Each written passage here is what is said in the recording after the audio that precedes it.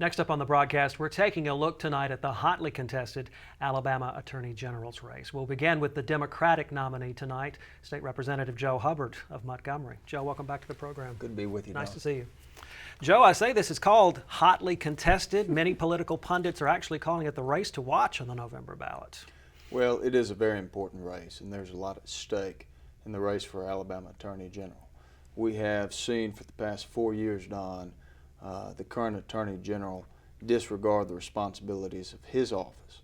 And under his watch, you have seen the murder rate rise every year. Under his watch, you've seen the rate of deaths from heroin and meth overdoses increase over 400%. And perhaps most startling, you see in Alabama there are 5 reported rapes every day, Sunday too. And we hear the Attorney General talk about the fact that crime is down in Alabama. The reality is he hasn't made fighting violent crime and breaking up these out-of-state drug rings his priority, not once during the past 4 years. He certainly has had other priorities, but they have not been protecting Alabamians from violent crime and from these out-of-state drug rings. As Attorney General, that will be my priority, and I have a plan to get something done about it in the next 4. Luther doesn't have a record to run on, and he doesn't have a plan to do something about violent crime. Where he has failed, I will succeed.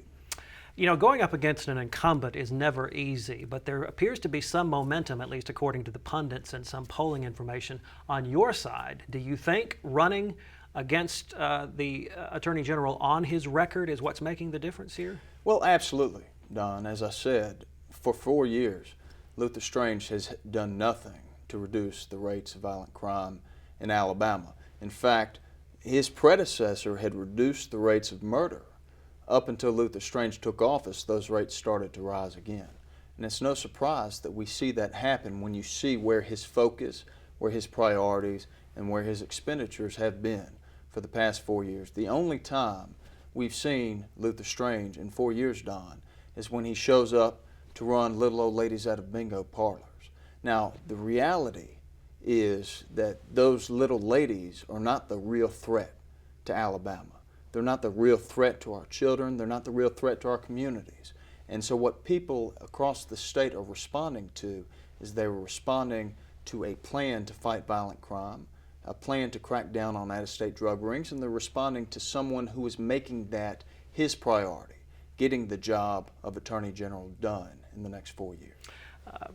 Cracking down on illegal gambling operations has apparently been one of the Attorney General's main focuses during his first 4 years in office. How do you feel about cracking down on illegal gambling, so to speak? Well, I think the Attorney General has created an issue where there has not previously been one. It's very clear to me, and it's clear to the people of Alabama, that gambling is illegal in Alabama, although there are some counties who have adopted constitutional amendments that have allowed it in various forms. For example, Macon and Greene counties both have adopted constitutional amendments that allow the playing of bingo on electronic machines. The people of Macon and Greene knew what they were getting when they adopted that amendment. The people of Alabama knew what Macon and Greene were getting when they adopted those amendments. Luther Strange knows what they were getting, and yet he has chosen to wage a senseless and wasteful war on bingo in Alabama, on our taxpayer dime, while violent crime rages on. He has chosen to persecute these operations, to persecute legal operations in Alabama, while these out-of-state drug rings are trucking in meth and trucking in heroin and preying on our children and preying on our communities. And the reality is, in 4 years, we have seen the consequences of Luther Strange's failed priorities, and we've seen the consequences of his poor performance in that office. And the people of Alabama are demanding a change. So you feel his priorities have been misplaced? Absolutely. Joe, much has been made in this campaign of who's funding who's receiving what campaign contributions. I know the Attorney General has thrown a few arrows at you about taking money from gambling interests, so to speak, and maybe that's influencing your opinion on this. How do you respond? Well, I think it's ironic given that Luther Strange built his political career on out-of-state gambling money. and he built it on out-of-state gambling money that has been washed through a series of shadow PACs. So the question is not whether Luther Strange has gambling money financing his campaign. It's who's actually doing the financing, because he has not been forthright about those supporters. I, on the other hand, have been very transparent about where my support comes from. And I make no apologies for that, because in this case, my supporters all agree, whether they've given $1,000 or $5, they all agree that Alabama needs an Attorney General who knows the law, who follows the law, and who enforces it fairly. You are, of course, as many people know, in the legislature. You've served almost 4 years now as a state representative from Montgomery. You decided to forego seeking re-election to that office to run for Attorney General. Were you spurred on basically because of what you've been outlining here, an Attorney General, as you saw it, not getting the job done? Yes, of course, Don. As a father of 3, my eldest is 6 years old, and he's a first grader in Bear Elementary here in Montgomery. And I've got a 3-year-old daughter, and I've got an 18-month-old daughter. As a father of 3 and a member of this community, I want to see my children grow up in an Alabama where they can be safe and secure, and where they can come home to raise their families. But Don, as long as we have crime rates skyrocketing like they are, as long as we have an Attorney General who is doing nothing to reverse those trends, I don't see how our children are going to be able to come home and raise their families. And that's the most important thing to me, because what I know is that Alabama gets stronger with every generation that comes home to raise a family. And right now, the thing that's standing in the way of that is the rate of violent crime in Alabama. And if we have an Attorney General who makes it his priority to crack down on violent crime, who makes it his priority to break up these out-of-state drug rings that are setting up shop, then I think we'll see those trends reverse. We'll see Alabama be safer, we'll see it be more secure, and we'll see it be the place our children can come home to raise their family. Joe, you recently said you felt like the Attorney General was losing control of his office in some respects. There have been some well-documented internal squabbles, so to speak, over the larger public corruption investigation. And as I say, you mentioned that you thought he was losing control of his staff or his office, so to speak. Well, absolutely, Don. It's very clear, and the press has been very good about reporting this. You have in the Attorney General's office feuding between his deputies. You have a deputy Attorney General who was testifying in a public corruption trial, that our Attorney General has recused himself from because he apparently is involved in the activity under investigation. And his deputy was testifying in this corruption trial, and he was caught leaking grand jury information. And Don, he wasn't going home to tell his mama what was being talked about in that grand jury. He wasn't even telling his priest what he testified about. He was telling the targets of the investigation. And so there is the contention that the Attorney General's own deputy Attorney General, when testifying in this corruption investigation, was obstructing justice. And the special prosecutor in that corruption probe asked that this deputy Attorney General be removed from the office. Now, he has been placed on leave, Don, but we're still paying him with our tax money right now. He has not been reprimanded. He has not been penalized in any way for breaking the law in this instance. You have the Attorney General's own chief deputy, it's reported, was actively seeking to derail this corruption probe as well. In fact, it's reported that he attempted to have this special prosecutor removed from the case.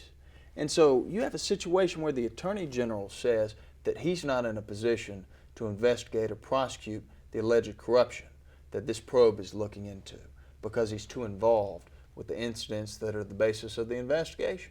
And then you've got his chief deputy trying to derail the prosecution, and you've got a deputy attorney general actually leaking the testimony to the targets of the probe.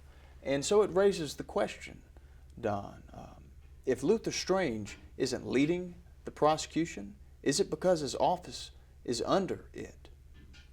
You and the Attorney General have also exchanged a couple of words in recent weeks over abortion. He had called you to task over you saying that you are pro-life, and he cited some things you had said in various interviews and speeches, and I know you said you felt you were being taken out of context. Sure. And in fact, one such instance, I was sitting in this chair talking to you, and we were talking about a series of pro-life bills.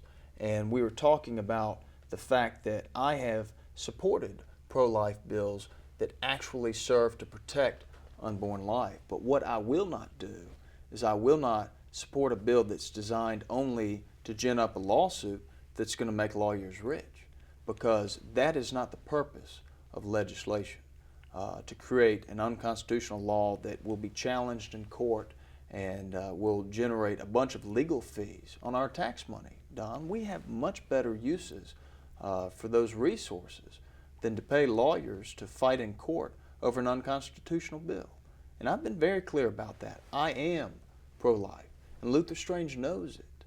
He knows that, but he wants to distract voters from the real issues in this election, from his failed record in the past 4 years as Attorney General, from the rising rates of murder, the rising rates of heroin overdose. He doesn't want voters to focus on the issues that matter in this election, because he knows if they do, he's going to lose his job. Mm-hmm. I mentioned earlier in the interview momentum, so to speak, the polling data, which just recently showed this race in a dead heat if that momentum continues.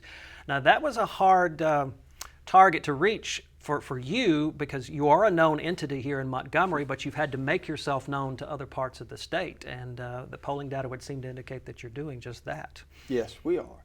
And Don, polls don't vote, people do. And that's part of the reason we have been on the road just about every day since I announced this campaign. We put 45,000 miles on a truck since February 6th. And I've spent a lot of time in North Alabama. I spent a lot of time in West Alabama and East Alabama, down in the Wiregrass, because we have issues in this race that affect all Alabamians alike.